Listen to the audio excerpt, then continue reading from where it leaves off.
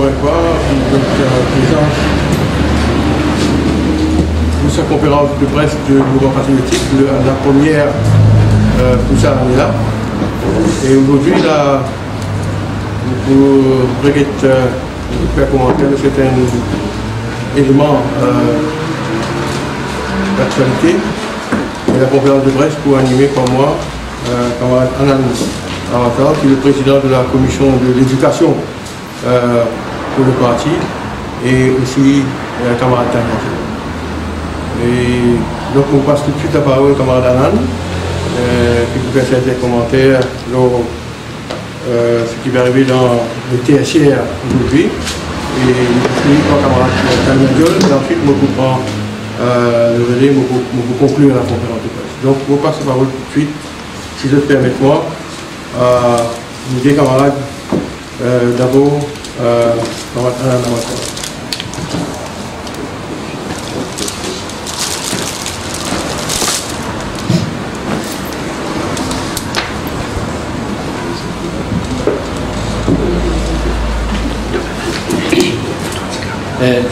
Merci, Président. Les amis de la presse, bon après-midi. En guise d'introduction, la gratuité éducation tertiaire, d'emblée, le mouvement patriotique n'est pas contre l'idée d'un tel move, dans la mesure où il pour un soulagement dans le fardeau des plus démunis de la société. Mais seulement, il y a le fond et il y a la forme. Permettez-moi d'abord aborder cet aspect de l'éducation gratuite au niveau tertiaire dans le cadre d'un système éducatif dans son ensemble, dans son globalité, et pas piecemeal. Nous, au MP, nous croyons fermement que le plus grand ressource d'un pays comme Maurice, c'est son système, l'éducation. Pourquoi le système d'éducation? Parce que nous tous connaissons que le type de l'éducation offert détermine le type de personne qui nous voulait produire, le style de vie qui nous les a amenés et la direction qui nous voulait le pays prendre. Dans ce contexte, un système d'éducation est bien capable de look beyond the horizon. Il est bien capable de cut across generations. Et il vient ainsi l'affaire de tout le monde, parce qu'un changement aussi brusque que ça, il bouscule les données au niveau social, au niveau financier, émotionnel, infrastructurel dans l'université, en termes de chronique underfunding, au niveau du chômage, au niveau national, au niveau de qualité de student intake, au niveau de manque de technical and vocational skills, bref, au niveau de la qualité de l'éducation tout court. Dans ce contexte, il est souhaitable que l'éducation dans son ensemble il reste au-dessus de la politique partisane. Or, quelle est la situation actuelle? Surtout pendant les 3 ou 4 dernières décennies. chaque ministre qui vient, il développe l'art de effacer et refaire. À un moment, il finit dans le ranking. À l'autre moment, il finit dans la proposition middle school. Nous finissons dans la régionalisation. Nous finissons aussi dans 9-year schooling excellent academies. Maintenant, la grande, un politicien peut dire qu'une fois au pouvoir, je pourrais faire tout, je pour mettre ce programme en vigueur. Mais dans ce système-là, l'éducation vient un bazar bizarre. Le plus grand perdant là-dedans, c'est nous, les enfants, qui se sentent perdus, pas connaître dans quelle direction pour aller. Le problème, c'est que chaque ministre, chaque gouvernement essaye de créer le chemin en marchant, sans aucun plan national, sans aucune vision, sans aucune idée de la destination. Dans ce contexte, on va dire, ce sont les enfants qui souffrent, les parents qui stressent. Et pourtant, l'île Maurice finit comme better days dans le système d'éducation.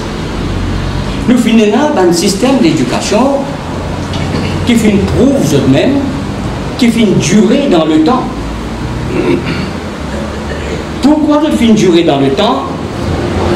Parce qu'il est anticipé implante ça un système d'éducation là, il est précédé par une commission nationale de l'éducation.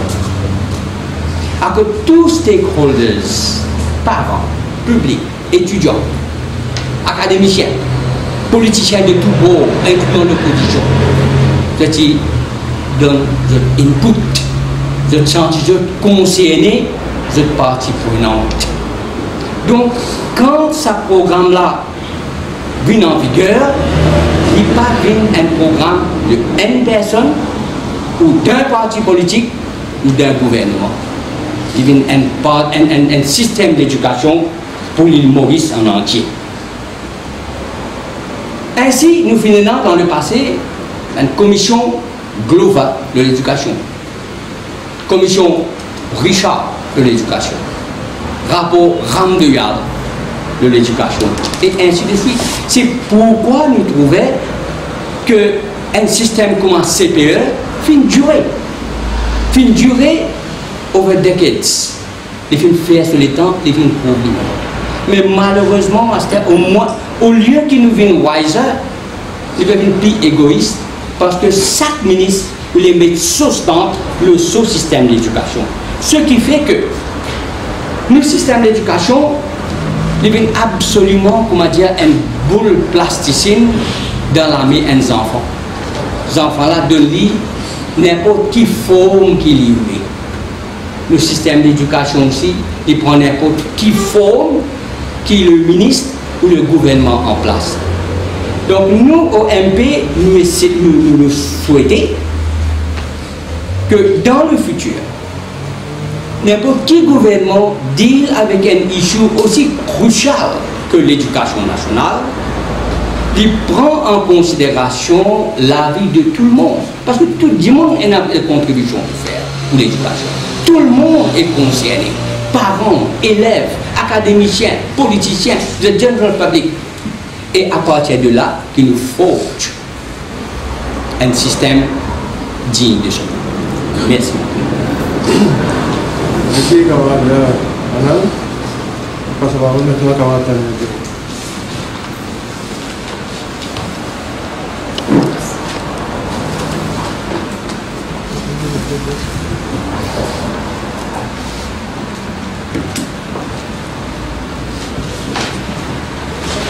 Camarades de la presse, bonne rentrée.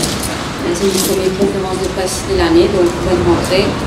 Pour 2019, je donne une collaboration aussi fructueuse que 2018. Sans vous souhaiter de bonne année avant de commencer. Et au fait, l'année a commencé justement par une activité politique, un événement politique assez conséquent. Nous avons, camarade président, propose ça, le cas de l'ICAC, la position de l'ICAC, mais aussi la gratuité annoncée de l'institution tertiaire. Donc quelque part, nous commençons avec le chaud et le froid en janvier, même pas 2 semaines dans l'année, qui amène beaucoup d'émotions. Ce qui nous vient admettre, c'est que l'annonce de la gratuité de l'éducation tertiaire amène un grand feel-good factor, oui, mais tout de suite après pour être cassé hier, pour la conférence de presse de la ministre de l'Éducation, qui l'a dédié. Au moment de l'annonce de la gratuité de l'éducation tertiaire, beaucoup qui pensaient que l'Université Maurice pas pour payer, alors que l'Université Maurice est toujours gratuit.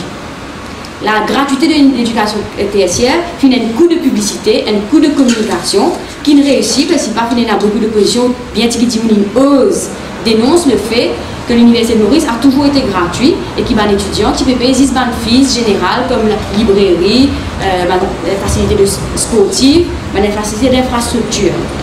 Hier, qui nous apprend, c'est que toute l'université publique est concernée par la gratuité.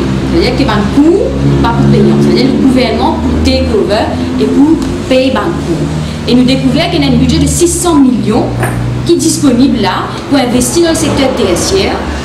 Et que ces 600 millions-là pour investir pour nous dire waive tuition fees dans le secteur tertiaire. Peut-être la question qui nous pas fait les temps posée et qui nous pas assez posée, c'est quelle est la stratégie économique que le gouvernement peut mettre sur pied quand il peut toucher sa pilier de l'économie.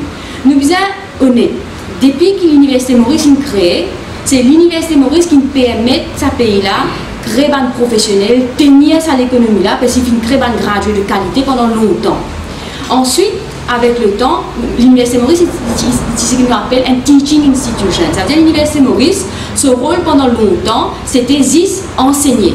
Pas qu'il n'y a aucune demande pour lui faire recherche, aucune demande pour l'Université Maurice innover, même si nous avons une faculté comme l'agriculture qui est bien avancée dans la recherche. Mais ça met sa qualité de demande à l'Université Maurice. Ensuite, il crée les autres institutions publiques parce qu'il y a nécessairement un rêve pour Maurice, faire nous vivre un knowledge hub, faire nous vivre un centre de savoir pour l'Afrique, faire nous avancer vers un high income country. Et là, il met sur pied les autres institutions comme Open University, UTM, et chaque institution tient une vocation. Et ça, cette institution-là, c'était pour créer un cours qui demande beaucoup d'investissement. C'est pour ça qu'il y a un coût payant. Toujours subsidiaire, mais toujours payant, parce qu'il y a un investissement dans tout ce qu'on appelle technologie, infrastructure, pour disposer bouger dans ce sens-là. Il est vrai que les dernières années, nous sommes déçus beaucoup par l'université, il y a beaucoup de mauvaise publicité, le management de l'université a échoué.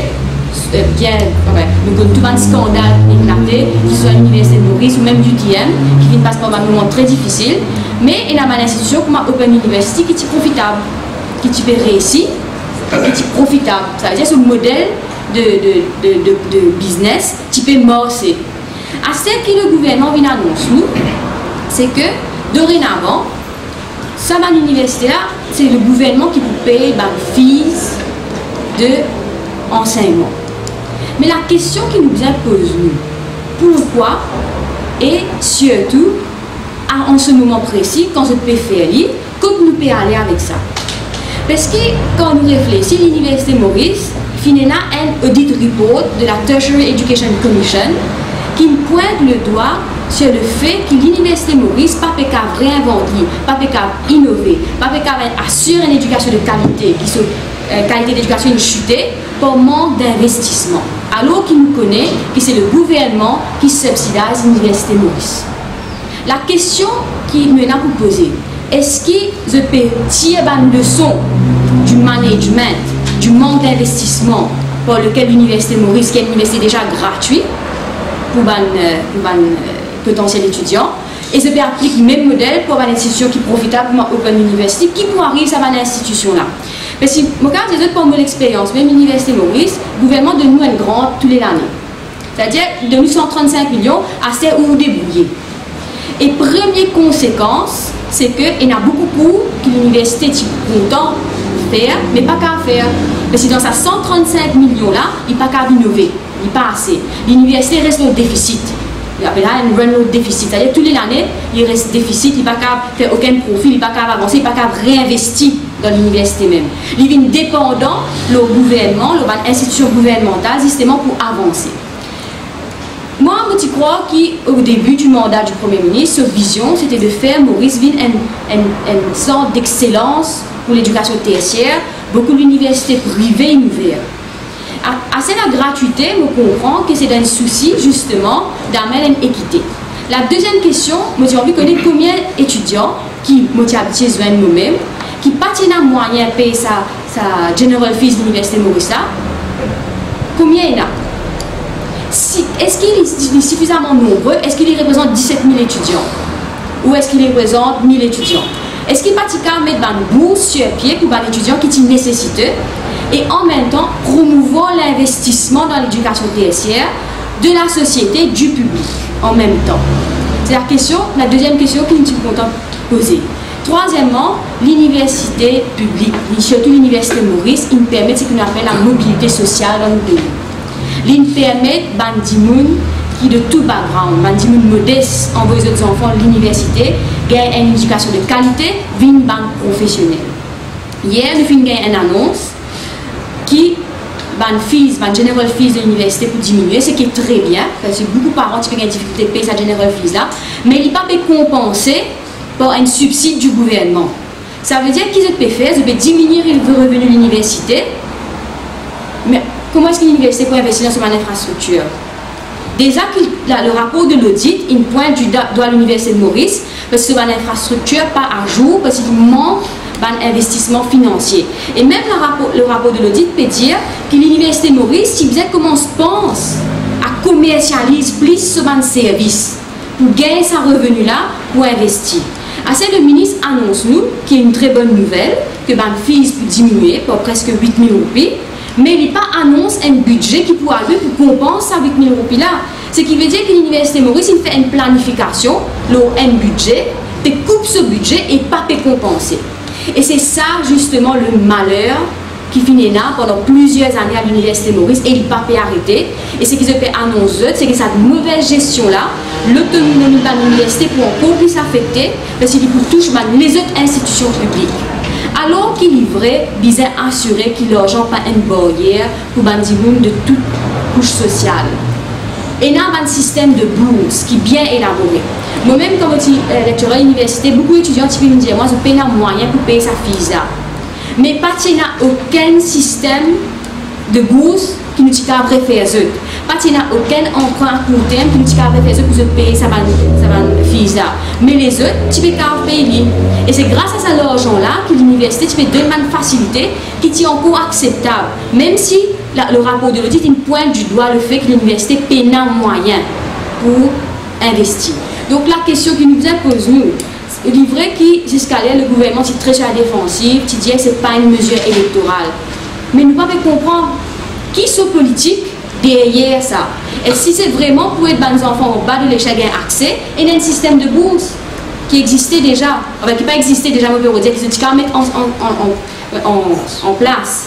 Je dis quand même un système de bourse là, mais comment est-ce que l'université Maurice, par exemple, pour augmente son revenu pour générer un revenu pour investir dans son infrastructure, alors qu'il y a un damning report l'année dernière de la Tertiary Education Commission qui dit si tu ne pas réinventes toi, ce qui peut arriver toi te devient irrélevant.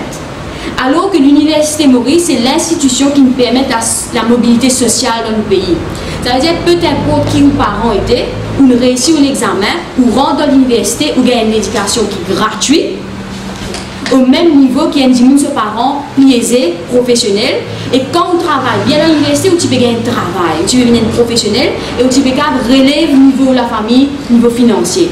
Aujourd'hui, l'université Maurice, il gagne malgré grosse, il demande réinventer, régler ce management. Et au lieu d'investir, il y a 600 millions qui nous disent investir dans cette éducation secteur-là, au lieu d'investir pour améliorer la qualité de l'éducation, il vient pour moi, enfin, je m'excuse pour les propos parce que je me trouvais que c'est bien la défensive là, mais il vient pour moi une brève électorale, effectivement, parce qu'il nous rend dans l'année électorale. Il paraît une décision qui me prend comme ça, sans réfléchir et sans aucune stratégie. Et mon fini dire à partir de mort, disport observation, conséquence de diminuer ça va me faire par 8 000 roupies. Pour y a moins ce programme qui peut faire par l'université Maurice, parce qu'il n'y a pas moyen de faire plus de programme. Et quand il y a moins ce programme qui est offert, les enfants ont moins de choix. Vous êtes moins stable, suivre votre ambition, votre rêve dans la vie, et c'est l'université Maurice qui peut permettre ça. Et la grande question, c'est que comment empêche Open University, qui est une institution qui peut fonctionner, tombe dans le même piège que l'université Maurice. UTM nous connaît qui fait, il tombe dans autant de problèmes, c'est une question de gestion, mais c'est une université qui à un moment donné est très profitable. Comment empêche justement, ça va une université qui pourra risque sous gouvernement, qui peut couper l'autonomie financière, peut forcer de dépendant le gouvernement, comment pour assurer que ça va une institution pour continuer à faire une éducation de qualité. Et quelque part, quand je peux dire qu'ils peuvent faire ça pour donner une chance égale à tout le monde, malheureusement, nous ne sommes pas capables d'accord avec ça. Parce qu'on peut couper revenir à l'université, il n'est pas pour investir dans son infrastructure. Mais par contre, on peut donner beaucoup de facilité à une institution privée. Vous pouvez charge une bourse jusqu'à 300 000 roupies pour investir dans une infrastructure. Ce qui est arrivé, des enfants qui peinent un moyen, pas pour bénéficier de une infrastructure adéquate. Vous pouvez couper ne pas épanouir de la même façon. C'est des enfants qui prennent un moyen à dans une université privée qui pour finir par gagner une éducation de qualité si nous continuons comme ça et si nous ne pas ressaisir. Donc nous demandons justement au gouvernement. Il y a aussi un défi.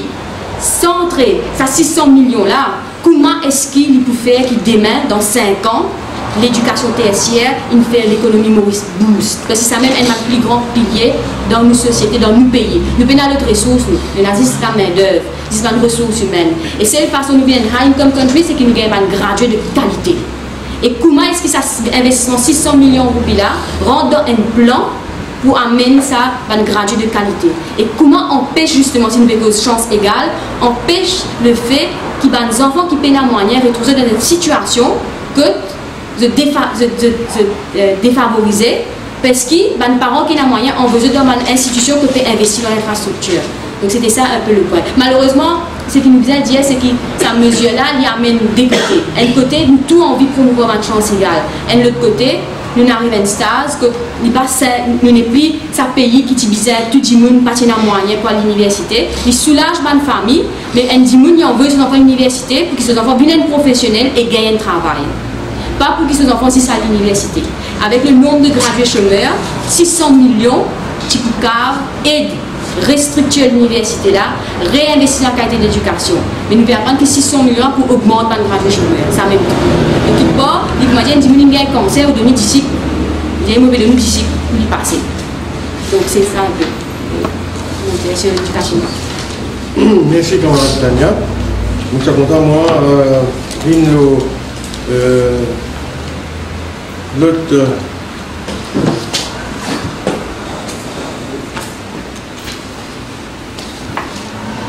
notre controverse qui anime l'actualité depuis le début de l'année, c'est-à-dire l'affaire Ahmed Point, l'ICAC et l'appel du DPP au Conseil privé de la Reine. Et le changement de posture de la commission anticorruption dans l'affaire Ahmed Point devant le Privy Council qui est une douche froide pour un significant body of public opinion dans le pays. Pour ne pas dire la majorité de nos Mauriciens. Parce qu'il nous fait choquer, ça a été une douche froide et je suis capable même dire une douche glacée. Malgré toute mon explication qu'il y a, qui me donnait pour justifier sa volte-face là, et sa contradiction dans sa position initiale, nous restons surpris et le doute quant au bien fondé de cette démarche subsistait dans notre communauté. Parce qu'il nous rappelle comment d'abord c'est ICAC qui fait l'enquête, et comment je devais connaître, c'est l'ICAC qui a envoyé ce rapport au DPP, résume toute l'affaire et aussi donne son opinion qui vise à poursuivre tel ou tel accusé, suspect. Et la DPP décide d'accepter la recommandation de l'ICAC ou non, ou bien dire l'ICAC approfondit son enquête après retour du dossier là, mais c'est l'ICAC qui fait la première recommandation de poursuivre, d'aller de l'avant avec nous. Alors, dans ce cas-là, il fait comme ça, et nous connaissons aussi comment devant la Cour suprême, pendant la naissance des arguments, l'ICAC qui ensemble avec le DPP, qui a recours à tout un argument juridique fiable pour contrer un argument qui peut avancer par les hommes de loi de Pravin Jagnat. Et donc à cette époque-là, devant la Cour intermédiaire, devant la Cour suprême, l'ICAC et le DPP, tu peux causer avec un seul la voix pour démontrer, pour prouver qu'effectivement, il y a un délit qui ne commet pas Pravin Jagnat. Donc, c'est à cause de ça qu'il vous peut dire aujourd'hui, il est tout à fait compréhensible quand nous réalisons que ce changement de position-là peut inciter la population à douter de la bonne foi ou du bien fondé de la démarche de l'ICAC. Et nous pose la question, qu'est-ce qui a provoqué ce changement? Pourquoi est-ce que l'ICAC a décidé de revoir sa position, qui était de laisser au Conseil sa position après la Cour suprême tire en veste décision de la Cour intermédiaire? L'ICAC se positionne, qui dit, il pas pour rentrer dans cette affaire-là, il laisse au Conseil privé de trancher et il n'est pas pour donc offrir aucune submission, il n'est pas pour rentrer là-dedans, il fait l'appel. Évidemment, Pravin Jagnat et son avocat pour contester l'appel-là. Donc, les deux parties parlent devant le Privy Council et lui, il pourra abide by the decision. Ça veut dire, c'est qui la conseil privé pour dire ça même, ça. Il laisse au conseil privé le choix de trancher. Et lui, il n'est pas pour offrir submission, il n'est pas pour rentrer là-dedans pour entrer. Alors, mais aujourd'hui, comment on doit trouver, c'est qu'il est arrivé. L'ICAC maintenant il aligne sa position complètement sur celle des avocats de Pravin Jagnat. Et maintenant, aujourd'hui, l'ICAC peut contredire ce propre argument qu'il avait mis de l'avant précédemment devant la Cour suprême de nos pays. Donc, l'ICAC émet un communiqué qu'il fait publier, une rade publique pour justifier sa position, comme on le connaît. Et quand on lit à ça communiqué-là, le communiqué n'est pas seulement, il n'est pas convaincant du tout, mais ce qui est pire encore, ça communiqué-là, il y a une seule une jury qu'on dit en anglais. Et dans le communiqué, quand on lit à lui, il a noyé le poisson dans l'eau, il a dit que cette décision prend in strict compliance with the rule of law, with procedure and in respect of the judicial process. On va dire blablabla, et il dit qu'il acte in good faith et without fear or favor. Donc c'est une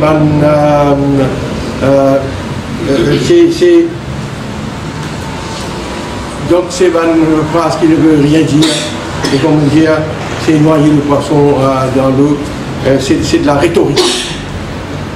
Et le communiqué aussi, il a une jury, comme on dit, parce qu'il est l'ICAC de ce communiqué, il lance un avertissement, tout. Et comment dire, tout le monde qui peut faire commenter le changement de position, this may be construed as a contempt of court. Quand il menace aussi. Alors, aujourd'hui donc, ce qui nous vient, la question qui nous fait poser, qui s'en a pu prendre sa décision de retenir les services de sa Queen Counsel-là? Qui s'en a qui peut faire les frais de l'avocat Stuart Deney, le QC, qui vous représente l'ICAC devant le conseil privé de la Reine, et combien ça coûte à l'ICAC, aux contribuables mauriciens? Et malgré que Banlolo, ce qu'on devait connaître, dire qu'il ne pas pour donner une audience à l'avocat de l'ICAC et qu'il n'est pas pour faire aucune plaidoirie, seulement nous connaissons qu'il avocat là il submit by written submission, donc il communique à la cour sur un argument en écrit, et ça va un argument là, ça va une submission là pour verser au dossier, et évidemment pour prendre en considération, parce que l'autre pour lire ce qu'il vient écrire, malgré ce qu'il vient offrir comme submissions, lire complètement, ce qui va l'avocat de Pravin Jagnat il soumet, il inaugure. Donc, bien sûr, ce sera au Lolos maintenant d'évaluer le poids, la pertinence de sa written submissions de l'avocat de l'ICAC.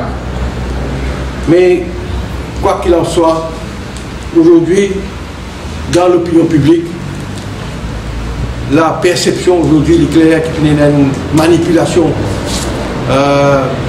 quelque part qui l'ICAC aujourd'hui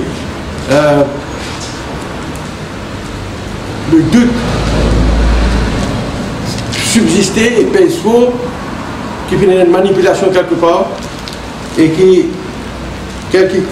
n'importe qui arrive, c'est un faux pas grave qu'il est pu faire, et c'est à cause de ça, comment dire, l'opinion publique il finit par ce jugement aussi.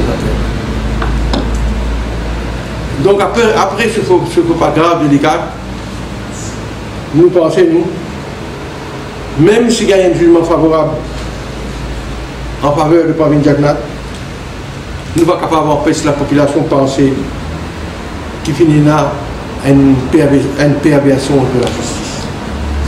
Mais ceci dit, n'importe qui citoyen aujourd'hui a droit à un fair trial d'après notre constitution. Il a droit à un procès juste et équitable. Nous faisons confiance dans nos lots. C'est un procès historique qui peut tirer à sa fin. Mardi, donc, les lots écoutent l'affaire, et au niveau du MP, évidemment, nous regrettons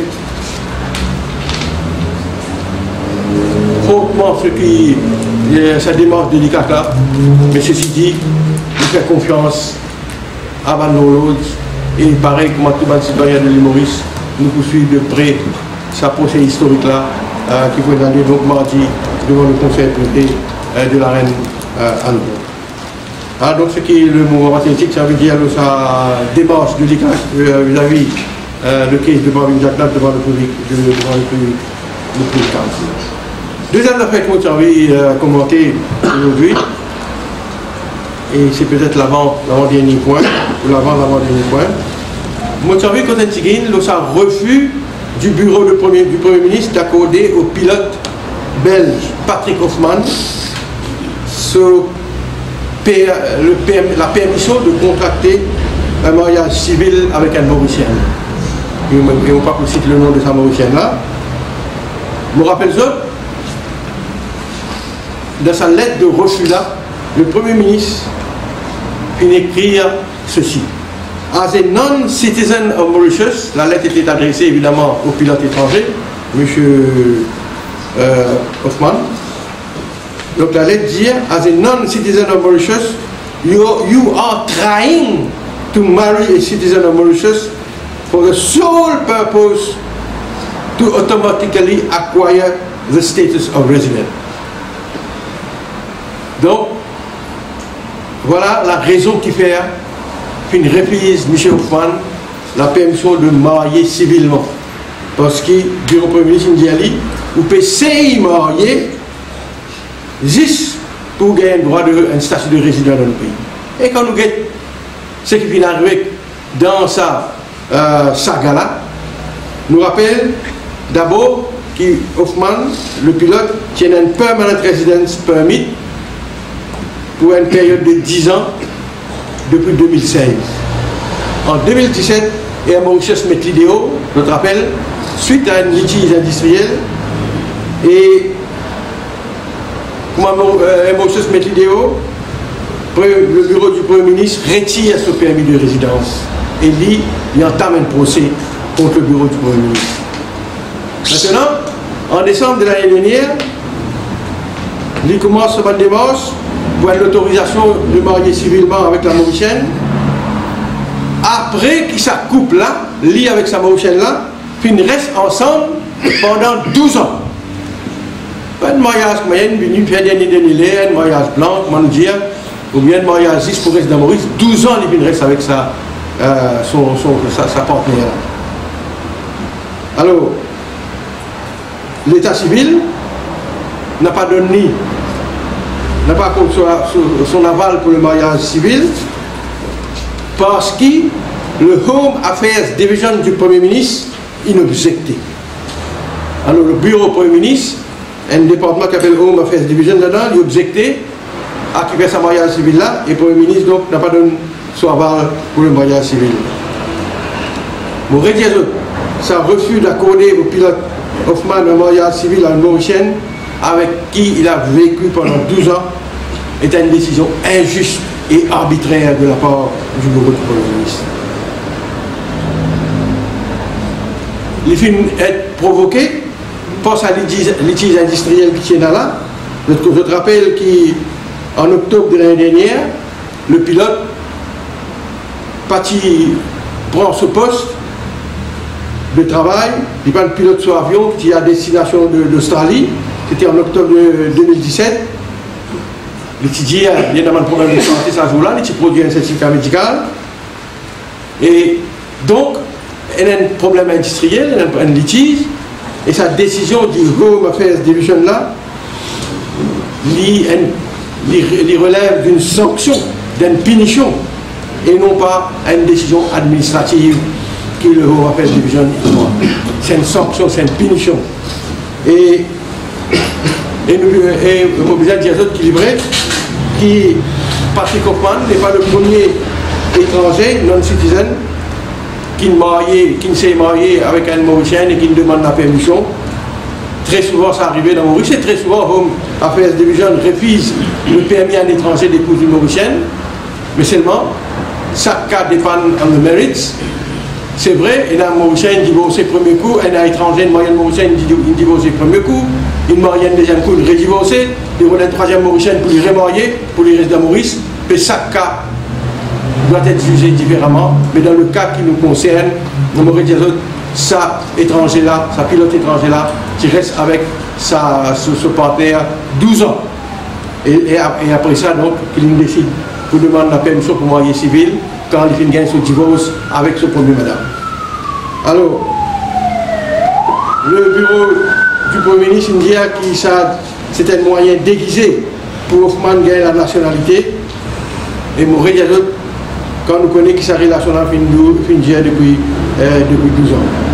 C'était une décision inacceptable qui n'a pas enfin d'une vengeance, on va dire, cette volonté de se venger du pilote pour nous lier bien loin et il porte atteinte aux droits humains d'une citoyenne, d'une Mauricienne qui bien envie épouse un étranger. Et sa décision-là, Maurice Diazot, il dépasse le cadre d'une démarche administrative. Il semblait, là, le refus, c'est simplement provoqué par ce problème qui M. Hoffman a gagné avec la direction des Mauritius, qui licenciait à l'époque, et suite à laquelle le bureau du Premier ministre rase ce permis de résidence. Donc le mouvement patriotique condamne évidemment sa qualité action que le bureau du Premier ministre prend, et il n'a pas fait nous du bien du tout, et dit au contraire montrer la nature arbitraire et comme on dit injuste de la décision du bureau du Premier ministre. Troisième point qui m'a servi causer, c'est concernant le prerogative of mercy. Je connais qui, à la fin de l'année dernière, Tiena NK, je ne vais pas vous citer encore, quand un prisonnier qui est incarcéré pour avoir sauvagement tué ce madame en 2004, et Tiena est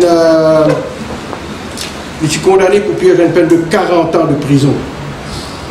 Et le Commission of Prerogative of Mercy, il rentre dans ces affaires-là, il y a une pétition qui vient envoyer, et comment nous apprenons par la presse, et sa prisonnier-là, il peut bénéficier de la grâce présidentielle, et ce terme, il réduit à peu près 15 ans. Et il est incarcéré en 2008, après ça, il y a Melrose, etc., etc. On va vous donner tous les détails. Condamné à 40 ans de prison. Donc, les Tibizins plus sur la peine.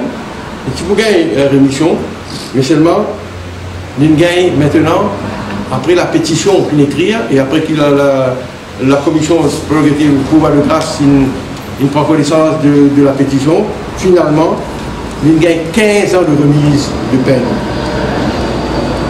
Sans case-là, ils suivent un autre case qui nous apprend et qui s'est soulevé dans le Parlement, qu'il a encore le député Balamouli qui s'est soulevé, qui moi-même rentré par voie de parliamentary, supplementary, pardon. Un autre cas, moi je te rappelle, un prisonnier qui s'est relâché, et Zou lui relâché, ou bien le lendemain, il cambriole la case, un officier de la prison, à Bobasagan. Donc, le nom de sa second prisonnier, la fille, qui est élevé publiquement, qui tient une question, qui fait le sujet de la question au Parlement. Donc, des cas, quand finalement critique la manière que la commission de pouvoir de grâce financière. Et je connais aussi que le président, chaque 12 mars, les graciers d'un prisonnier, et très souvent, nous connaissons qui, parmi ces prisonniers qui bénéficient de la grâce présidentielle, il y en a même un prisonnier qui est condamné pour trafic de la drogue. Et nous, la loi, Reform Institution Act, dit clairement qu'il y a un dimoun qui est condamné pour trafic de la drogue, ou bien qu'il y a une agression sexuelle d'un mineur ou bien handicapé, n'a pas gagné droit, gagne aucune rémission. Il y a des affaires différentes. Il y a la rémission qui va l'autorité pénitentiaire de même donner, et il y a la grâce présidentielle qui le président, d'après la Constitution, gagne droit, octroyer, gagne droit de. Mais la loi dit donc qu'il y a certaines catégories de France pas gagne droit d'une rémission. Mais seulement, le président, il les a servi la prérogative qui est là pour lui gracier certains prisonniers condamnés pour trafic de la drogue, comme on fait expliquer. Maintenant, il y a deux cases là. Le case de ce monsieur qui est condamné, qui est condamné 40 ans pour avoir sauvagement tué son épouse, et aussi de ça l'autre cas, qui m'a fait que des là, un autre prisonnier qui est relâché après 8 ans. Ça déjà, l'autre prisonnier là, il fait 8 ans moins, il y a 8 ans de remise, et comment il l'envie, il a le cambriole, il a carré dedans. Qui fait nous pose la question, est-ce qu'il arrive les temps pour régler le fonctionnement de la commission de Prerogative of Mercy? C'est la simple question qui, moi, en tant qu'un dirigeant du mouvement patriotique, aujourd'hui, on peut poser. Et la commission de pouvoir de grâce, les set-up par la Constitution, section 75, qui dit Prerogative of Mercy, the President may, etc., God, pardon, etc., section 75, et il dit que there will be a commission on the Prerogative of Mercy consisting of a chairman and not less than 2 members appointed by the President acting in his own deliberate judgment. Et il dit aussi the President shall act in accordance with the advice of the Commission. Donc il y a une commission et il y a le président obligé à agir d'après l'advice of the Commission.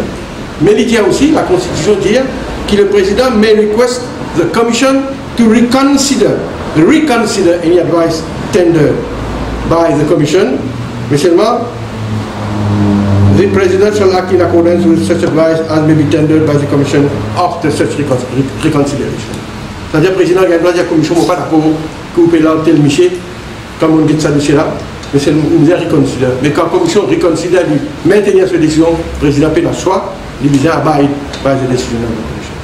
Moi, je me pose la question, on veut dire aujourd'hui, il y a beaucoup d'opacité. C'est le fonctionnement de la Commission. On ne va pas faire aucun jugement contre le président de la Commission, certainement pas. C'est un monde qui vous respecte moi-même personnellement. Mais moi, d'abord, nous disons qu'on est comme un homme qui est nommé dans sa commission-là. Est-ce qu'il y a un critère qui s'est servi?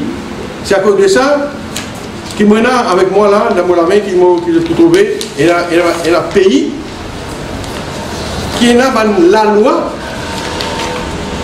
qui donne en détail, qui réglemente en détail le fonctionnement, les agissements, la structure de sa commission d'employative au Merci.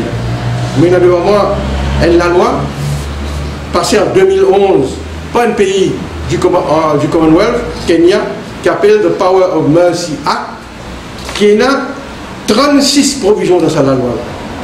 Et la loi là, donc, en détail, il propose composition, functions and powers of the committee, qui s'est qualifié pour être appointé as a member de la commission, la pétition comment déjà été, et si pas il y a un conflit d'intérêts, donc tout bon détail du fonctionnement de la Commission of Prerogative of Mercy lit élaboré dans la loi spéciale, dans la loi spécifique, dans le cadre de la constitution de sa pays. Dans sa constitution aussi, il dit que le président il a le pouvoir, il a la discrétion de servir, de gracier les prisonniers, etc., les condamnés. Il y a ça dans la constitution de Kenya. Mais seulement, à part ce qu'il y a dans la constitution, dans la provision de la constitution, il y a aussi la loi séparée, la loi on its own, un stand-alone piece of legislation qui définit dans le détail comment il fonctionnait sa commission-là et donne plus beaucoup de transparence. Et la loi dit, par exemple,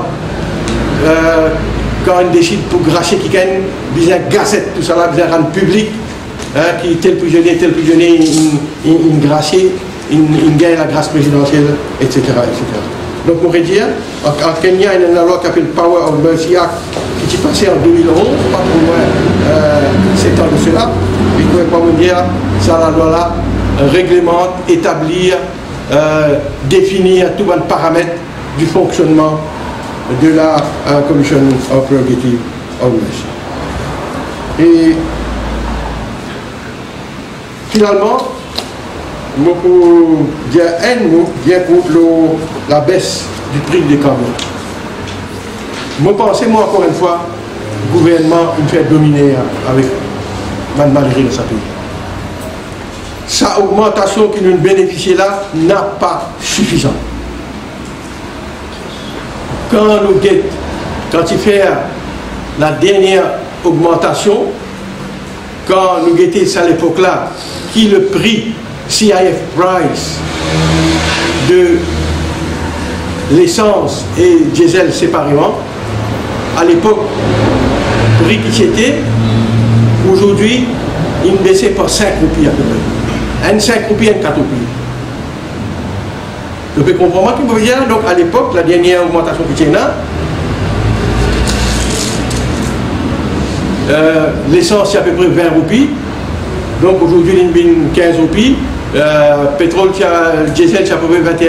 Aujourd'hui, il y a à peu près 17 roupies. Donc il y a une baisse de 5 roupies ou bien de 4 roupies par litre dans chaque produit. Et nous nous bénéficions 2 roupies de baisse. Mais tu as une seule journée encore. Là, le gouvernement prend la décision, on va connaître dans une remarquer, pour augmenter un levier par 1,25 €. Subsidie en LPG gaz. Les tiens 1,75, là, il y a 3 roupies. Pareil comme Bill Morris Fund, qui 2 roupies, je te rappelle, en 2015, le nouveau gouvernement, qui vient de 4 roupies. Le tapé baissé, l'île a augmenté. Là aussi, le prix produit pétrolier peut baisser, le gouvernement est dans le toupé, il peut dans les quais, il augmente, il levier là, il saute, il fait 1,75, 3 roupies.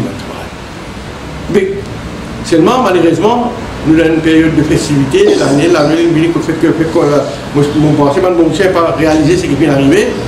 Le gouvernement n'a pas de casse aucun grand paquet, on va dire. La baisse concernant ces deux produits-là, dans un cas, il y a 5 roupies, dans l'autre cas, il y a 4 roupies. Et nous gagnons une baisse de seulement 2 roupies, à peu près. Mais ce qui est plus grave, plus inadmissible, c'est que le gouvernement profite de sa situation favorable à la consommateur pour lui augmenter un levier par 1,25 €, soit 1,75 €, 23 roupies, le levier subsidie en LPG gaz. I'll check ça dans le document de State Trading Corporation. Donc c'est à cause de ça. Nous disons, le gouvernement, c'est odieux ce qu'il fait encore une fois. Au lieu d'utiliser, faire la population profiter pleinement de sa baisse de produits pétroliers, les films, comment dire, donnent une miette à le consommateur et les films profiter encore pour donner un coup de massue de la tête du consommateur en augmentant un levier spécifique par 1,25 €. Évidemment, le mouvement patriotique condamne à gauche déployer cette décision aberrante et inacceptable de monter un levier et de ne pas permettre à Mme Mauricien de jouir pleinement de sa baisse de 20%. Voilà, Mme de la presse. Point que nous avons envie de soulever aujourd'hui. Il y en a tellement, ces dernières semaines, une riche en événements.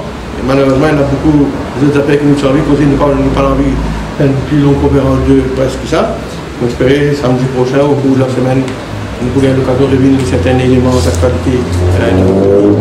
On arrête là, on passe la parole.